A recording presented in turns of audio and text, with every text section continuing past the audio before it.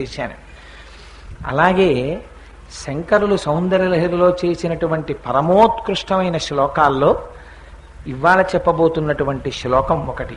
ఇది సామాన్యమైనటువంటి ఫలితాన్ని ఇవ్వగలిగిన శ్లోకం కాదు, అంత అద్భుతమైనటువంటి ఫలితాన్ని ఇవ్వగలదు. ఎందుచేత ఈ మాట అంటున్నానంటే, ఈ శ్లోకంలో శంకరాచార్యుల వారు మనకి అమ్మవారి యొక్క పాపటని దర్శనం చేయిస్తారు. ఎందుచేత అంటే అమ్మవారు కూర్చుని ఉన్నప్పుడు సాధారణంగా అమ్మవారి శిరస్సు మీద కిరీటంతోనే కూర్చుని ఉంటుంది తప్ప కిరీటం లేకుండా అమ్మవారి దర్శనం మనం ఎప్పుడూ చెయ్యలేం కదా. దేవాలయంలో తల్లి ఎప్పుడూ కిరీటంతో ఉంటుంది. ఉన్నప్పుడు మీకు అసలు అమ్మవారి యొక్క కేశ సంపదే మీకు దర్శనం అవ్వదు. అవనప్పుడు అమ్మవారు తీసినటువంటి పాపట మీకు ఎలా దర్శనం అవుతుంది? అవదు. ఒకవేళ పాపట దర్శనం చేద్దామన్నా పాపట తీసుకునే ముందు అమ్మవారు పెట్టుకున్నటువంటి సింధూర చుక్క మీకు ఎలా దర్శనం అవుతుంది? అవదు.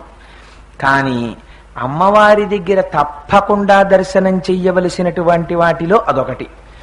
అలా ఎందుకు దర్శనం చెయ్యాలి? అలా చేస్తే ఏమవుతుంది అసలు? ఈ రహస్యాన్ని శంకరాచార్యుల వారు ఆ శ్లోకంలో చెప్తారు. అందులో అంటారు, తను తుక్షేమం నస్తవ వదన సౌందర్యలహరి పరివాహస్రోత సరణిరివసీమంత సరణి వహంతి సింధూరం ప్రబల కబరీ భారతిమిరా అని దిశాం బృందై బందీకృతమివ నవీనార్క కిరణం అంటారు. అది ఎంత గొప్ప ప్రయోగమో చెప్పలేని ఆ శ్లోకం. అందులో మొట్టమొదటే అంటారు, తనోతు క్షేమం, అమ్మా మాకు క్షేమము కలుగుగాక నహ. మళ్ళీ శంకరాచార్యుల వారు ఎక్కడెక్కడ మాట్లాడినా నాకొక్కడికే నాకొక్కడికే నాకొక్కడికే అనరు. మనలో ఎవరమైనా, మీలో ఎవరైనా దర్శనం చేశారేమో నాకు తెలియదు, కానీ నిజంగా ఒక్కసారి మీరు అంతరంగంలోకి వెళ్ళి విచారణ చేసి మీరు ఆలోచించండి. మీరు ఎప్పుడైనా అమ్మవారు జుత్తు పాపట తీసుకున్నప్పుడు ఈ ముందు పెట్టుకునేటటువంటి సింధూర బొట్టు చుక్క మీరు ఎప్పుడైనా దర్శనం చేశారా? నాకు తెలిసి ఇక్కడ కూర్చున్న వాళ్ళల్లో 99.9% మంది అసలు అటువంటి దర్శనం చేసి ఉండి ఉండరు. అసలు అలా ఒకటి ఉంటుంది, దాన్ని దర్శనం చేద్దామన్న స్పృహ కూడా మనకు ఉండదు కదా. అయితే దాని గొప్పతనం ఏమిటి? ఎందుకు అలా దర్శనం చేయడం? ఆ దర్శనం చేస్తే వచ్చే ఫలితం ఏమిటి చెప్పాలి కదా శంకరులు. శంకరాచార్యుల వారి దగ్గర ఒక గొప్ప శక్తి ఉంది శ్లోకాలు రాయడంలో. ఆయన ఎప్పుడూ కూడా చాలా పొదుపైనటువంటి ఇల్లాలు ఎంత జాగ్రత్తగా భర్త కొని తెచ్చినటువంటి వంట సామాగ్రి వాడుకుంటుందో అలా శంకరాచార్యుల వారు ఎక్కువ పదాలు వెయ్యరు. అసలు ఒక విషయం చెప్పవలసి వస్తే ఒక్క పదమే వాడతారు. ఒక విషయం చెప్పడానికి ఒకటి కన్నా ఎక్కువ పదాలు అసలు వేయరు శంకరులు. అలాంటి శంకరులు ఈ శ్లోకంలో ఒకే విషయం చెప్పడానికి 4 మాటలు వేశారు. అలా 4 మాటలు వేశారు అంటే మీరు ఆ శ్లోకాన్ని 15 మాటలు 50 మాటలు 100 మాటలు చదివి చదివి చదివి చదివి ఇందులో ఎందుకు ఇన్ని మాటలు వేశారు శంకరాచార్యులు వారి ఈ మాట అని చెప్పి మీరు తరచి తరచి చూడాలి. అందులో గొప్పతనం చూడండి. తనో తుక్షేమం నహ అంటారు. నహ అంటే మాకు, మా అందరికీ, ఈ శ్లోకాన్ని ఎవరు చదువుకుంటున్నారో వారందరికీ, ఈ శ్లోకమునకు వ్యాఖ్యానం ఎవరు వింటున్నారో వారందరికీ ఏం కలగాలి? తనోతు క్షేమం, క్షేమం కలగాలి. క్షేమం అంటే ఏమిటి? ఉన్న వస్తువులు ఉన్నట్టుగా ఉండి మనకున్నటువంటి ఐశ్వర్యం నిలబడి అమ్మవారి యొక్క అనుగ్రహము మన యందు ప్రసరించడం. అది ఎటువంటి అనుగ్రహం ప్రసరించాలట? తనోతు క్షేమం న స్తవ వదన సౌందర్య లహరి. అమ్మా నీ వదన సౌందర్య లహరిని దర్శనం చేస్తున్నాను అన్నారు. ముందు అమ్మవారి యొక్క ముఖం గురించి మాట్లాడుతూ వ్యాస భగవానుడు లలితా సహస్రనామ స్తోత్రంలో అన్నారు, వక్త్రలక్ష్మీ పరీవాహ చలన్మీ నాభలోచన అన్నారు. ఆవిడ ముఖంలోంచి ఒక దీప్తి, ఒక ప్రకాశం, ఒక వెలుతురు, అపారమైనటువంటి తేజస్సు వస్తుంటుంది. ఇది ముఖంలో ఉన్నటువంటి తేజస్సు మిగిలిన అవయవాలలో ఉండదా? ఉంటుంది. కానీ మీరు అమ్మవారి యొక్క తేజస్సుని అపారంగా చూడగలిగినది అమ్మ ముఖంలో చూడగలరు. ఎందుచేత? నిన్నటి రోజున మీకు చెప్పాను, అమ్మవారి కన్నులలో వచ్చేటటువంటి కాంతే అంత సౌందర్యవంతమైతే ఇంకా అమ్మవారి యొక్క ముఖ దీప్తి ఎంత అందంగా ఉంటుంది. అమ్మవారి పెదవులు కాంతి, అమ్మవారి చుబుకం కాంతి, అమ్మవారి ముక్కు కాంతి, అమ్మవారి కన్నులు కాంతి, అమ్మవారి నోరు కాంతి, నాలుక కాంతి. అసలు ఇంకా రహస్యం, వీలైతే రేపటి రోజున చెప్తాను. శరజ్యోత్స్నా శుద్ధాం శశీత జటాజూటమకుటాం అన్న శ్లోకం ఉంది. అందులో అయితే సరస్వతీదేవి ఎర్రబడిపోయింది, తెల్లటి సరస్వతీదేవి ఎర్రగా అయిపోతుంది అమ్మవారి నాలుక మీద కూర్చుని. అందుకని ఆ తల్లి యొక్క శక్తి అటువంటిది. అటువంటి తల్లి కనుక అమ్మవారి ముఖమండలాన్ని చూస్తున్నప్పుడు అమ్మవారి కళ్ళ వంక చూశారా చాలు మనస్సు లయమైపోతుంది. అమ్మ పెదవి వంక చూశారా మనస్సు లయమైపోతుంది. అమ్మ దంత పంక్తి వంక చూశారా మనస్సు లయమైపోతుంది. అసలు అమ్మ చిరునవ్వు నవ్విందా చెప్పనే అక్కర్లేదు. అమ్మవారి చెవులు చూశారా గొప్ప సౌందర్యం, పుష్పాల గుత్తులు పెట్టుకుని ఉంటుంది ఆవిడ. అందుకని ఏ అవయవానికి ఆ అవయవమే అందం. అందున ప్రత్యేకించి జ్ఞానేంద్రియాలు చాలా అమ్మవారి ముఖంలోనే ఉంటాయి, కళ్ళు, ముక్కు, చెవులు, నాలుక ఇవన్నీని.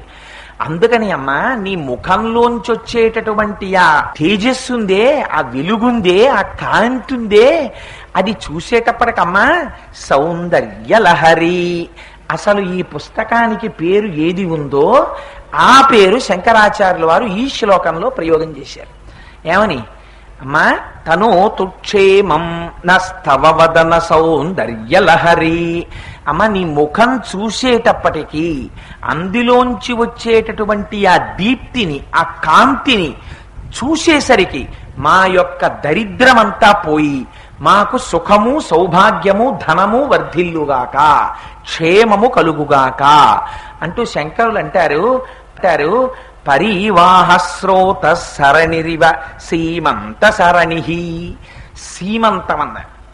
అది ఒక చిత్రమైనటువంటి మాట. సీమంతము అనగానే మీకు ఏం జ్ఞాపకం వస్తుంది? సీమంతం అనగానే ఆడవాళ్ళందరికీ జ్ఞాపకం వచ్చేటటువంటి విషయం, ఆడవాళ్ళు గర్భం ధరించి ఉన్నప్పుడు ఒక ఉత్సవం చేస్తారు, ఏదో 6వ నెలలోనో. అసలు న్యాయంగా అయితే ఆ సమయంలోనే 6వ నెల నుంచి ధర్మశాస్త్రంలో చాలా నిబంధనలు ఉన్నాయి. ఇంకప్పటి నుంచి స్త్రీ జుత్తు విరబోసుకుని ఉండకూడదు, పగటి పూట ఎక్కువ నిద్రపోకూడదు, ఆ తర్వాత బొగ్గు ముట్టుకుని ఏది రాయకూడదు, బూడిదని కాళ్లతో కాని చేతులతో కాని ఎక్కువసేపు స్పృశించకూడదు, కాలివేళ్లతో నేల మీద ఏది రాయకూడదు, అసుర సంధ్య వేళ గడప దాటి బయటికి వచ్చి నిలబడకూడదు. ఇలా ధర్మశాస్త్రం చాలా నియమాలు చెప్పింది. లోపల పెరిగేటటువంటి బిడ్డ యొక్క ఔన్నత్యం పెరగాలంటే అవి పాటించాలి అంది. భర్త సీమంతము అని ఒకటి చేస్తాడు కదా, మనకు అదే కదా తెలుసున్నది సీమంతం అంటే. ఇవాళ శంకరాచార్యులు వారు అమ్మవారి జుత్తు సీమంతం అంటున్నారు. జుత్తు సీమంతం ఏమిటి? మనకి తెలుసున్నది గర్భిణి అయిన స్త్రీకి సీమంతం తెలుసు మనకి. అసలు దాని పేరు సీమంతం కాదు. ఆడవాళ్ళకి చేసేటటువంటి ఉత్సవాన్ని ఇవాళ మనం ఏమండి మా అమ్మాయికి గాజులు పెట్టిస్తున్నాం, మా కోడలికి గాజులు పెట్టిస్తున్నాం, లేకపోతే మా అమ్మాయికి సీమంతం అండి, మా కోడలికి సీమంతం అండి అంటున్నాం మనం. అసలు దాని పేరు ఏమిటో తెలుసా అండి? అసలు దానికి ఉన్న పేరు వేరు. సీమంతోన్నయనము అని పేరు దానికి. సీమంతోన్నయనము అని పిలవాలి. ఎందుకు అలా పిలుస్తారో తెలుసా? సీమంతం అంటే అమంగళకరమైనటువంటి అనేక మంది 6వ నెల దాటుతుండగా గర్భిణీ స్త్రీ చుట్టూ చేరుతాయి, ఎలాగైనా ప్రమాదం తీసుకురావాలని. అలా తీసుకురాకుండా, అలాంటి ప్రమాదం ఏర్పడకుండా ఉండాలంటే ఇవాల్టి రోజున సీమంతం అంటే దేనికి పనికి వస్తుందంటే, మీరు ఇన్ని రకాల స్వీట్లు తీసుకొస్తారు, మేము ఇన్ని రకాల స్వీట్లు తీసుకురావడం, అంతే సీమంతం. అది కాదు సీమంతం అంటే. సీమంతోన్నయనము అంటే ఆ రోజున భర్త వచ్చి ఆ స్త్రీ యొక్క జుట్టు 2 జడలుగా ఉన్నదాన్ని విప్పి పైకి ఎత్తి కడతాడు. కట్టే ముందు భర్త పాపట తీయాలి ఆ రోజున. ఆ భర్త పాపట తీసేటప్పుడు ఎలా పడితే అలా దివ్యన్నట్టుకుని పాపట తీయకూడదు ఆ రోజున.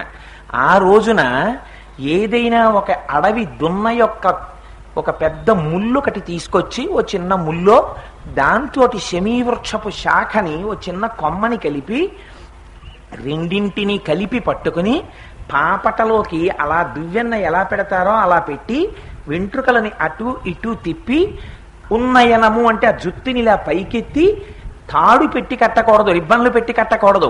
ఆ కట్టేటప్పుడు బతికున్నటువంటి గొర్రె యొక్క ఉన్ని తీసుకొచ్చి తాడు పేని ఆ తాడుతో కట్టి కింద ముడివేస్తాడు. అలా చేస్తే అదిగో అది సీమంతోన్నయనము. అసలు ఆ ఉన్నయనము అన్నది తీసేశారు. ఇప్పుడు అసలు లేనే లేదు ఆ మాట. మా ఇంట్లో సీమంతోన్నయనము అంటే సీమంతమేనా ఇంకేమన్నానా అని అడుగుతారు. అసలు దాని పేరు సీమంతోన్నయనము. సీమంతోన్నయనము అంటే ఏమిటి? జుత్తు పాపట తీయుట. జుత్తు పాపట తీయటాన్ని సీమంతం అంటారు.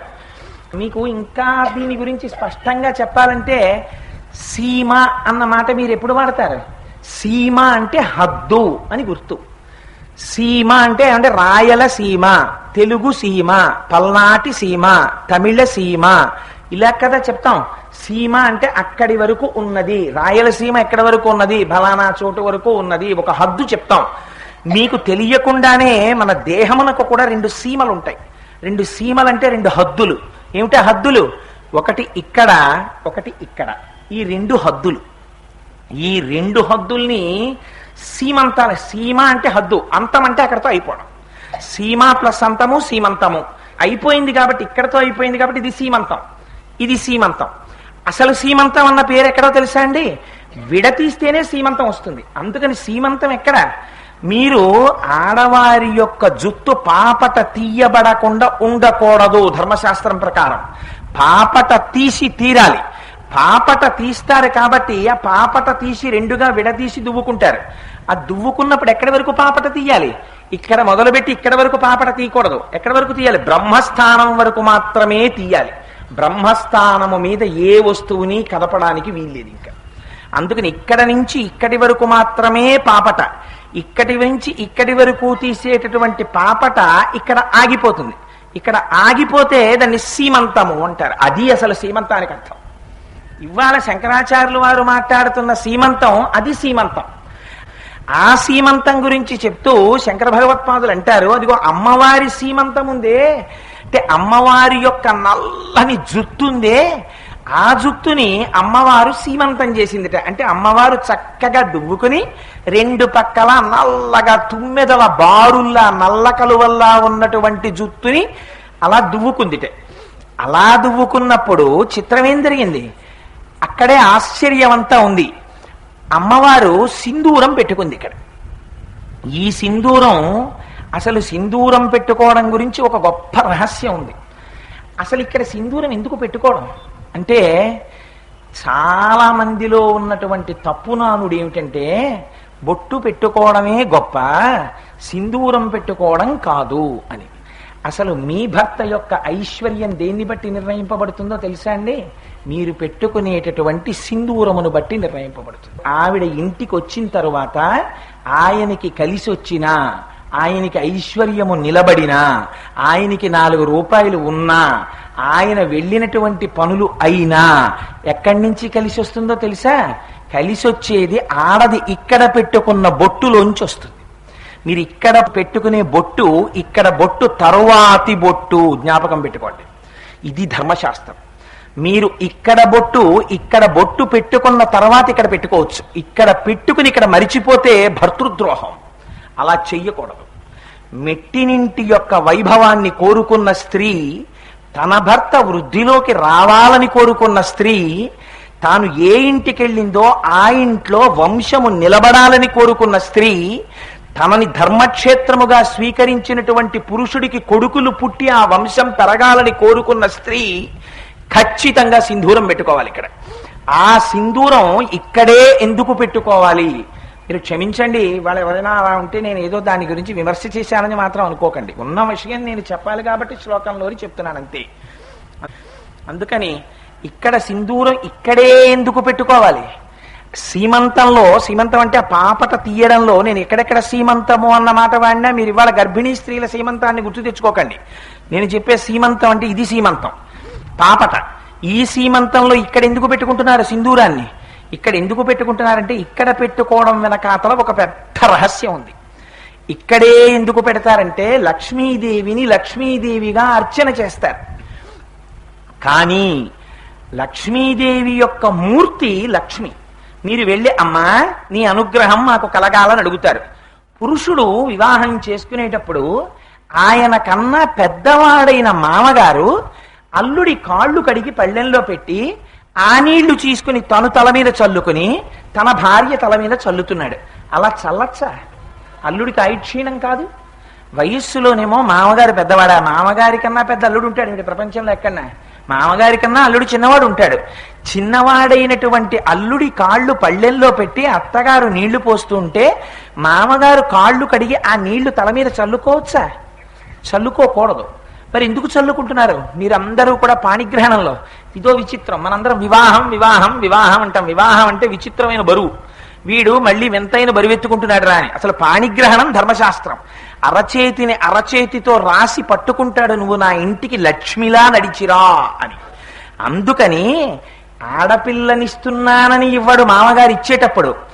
ఆయనలోకి నారాయణుణ్ణి ఉపాసన చేస్తాడు. ఉపాసన చేసి తన కుమార్తెలోకి లక్ష్మీదేవిని ఉపాసన చేస్తారు. చేసి పద్మాననే పద్మమూరు పద్మాక్షి పద్మ సంభవే, పద్మంలో కూర్చున్న లక్ష్మీదేవిని తీసుకొచ్చి అక్కడ కూర్చోపెడతారు. కూర్చోపెట్టి ఈమె నా కుమార్తె లక్ష్మి, నువ్వు నారాయణుడవు.